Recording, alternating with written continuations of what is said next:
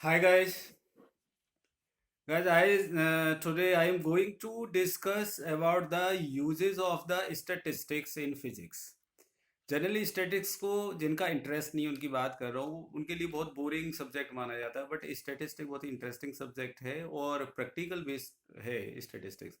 Generally statistics में क्या होता है कि जो डेटाज कलेक्ट होते हैं, जो डेटा कलेक्ट होते हैं, उन डेटा का एनालिसिस किया जाता है, उनसे कुछ कंक्लूजन्स निकाले जाते हैं और उसके बेस पे फोरकास्टिंग की जाती है।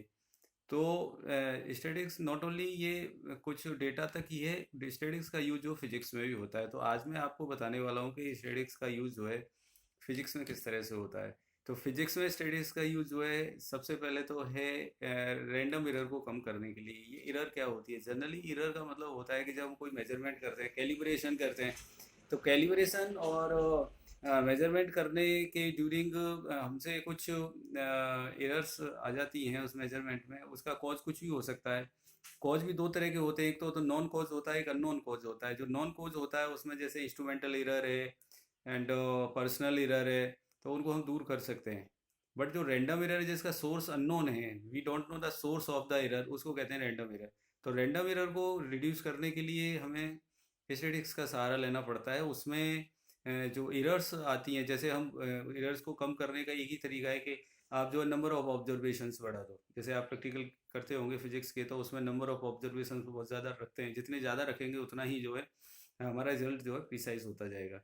तो जितने भी ऑब्जर्वेशंस होते हैं उन सब का हम लेते हैं, मीन फाइंड करते हैं।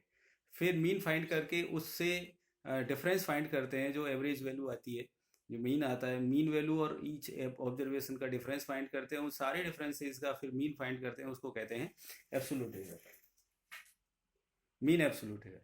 फिर मीन एब्सोल्यूट एरर की हेल्प से हम जो है उसको अगर मीन वैल्यू से डिवाइड करते हैं तो आता है हमें रिलेटिव एरर, और 100 से मल्टीप्लाई करते हैं तो परसेंटेज एरर आता है।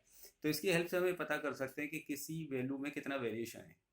और एक स्टडीज का यूज़ होता है, थर्मोडायनेमिक्स की एक ब्रांच है फिजिक्स में, जिसको हम जो है काइनेटिक थ्योरी ऑफ गैसेस कहते हैं। तो काइनेटिक थ्योरी ऑफ गैसेस के जितने भी प्रिंसिपल्स हैं, वो सारे के सारे प्रिंसिपल जो है स्टैटिस्टिक्स बेस्ड है।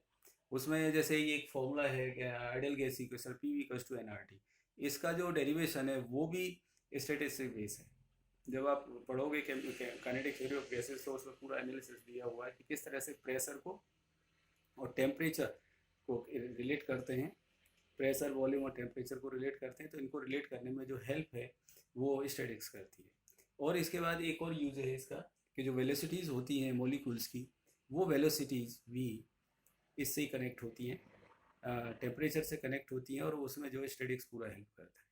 सो गाइस, सो इस तरह से और भी आप कोशिश करें सर्च करने की कि किस तरह से ये जो स्टैटिक्स है फिजिक्स में यूज़ होता है, आप पढ़ के।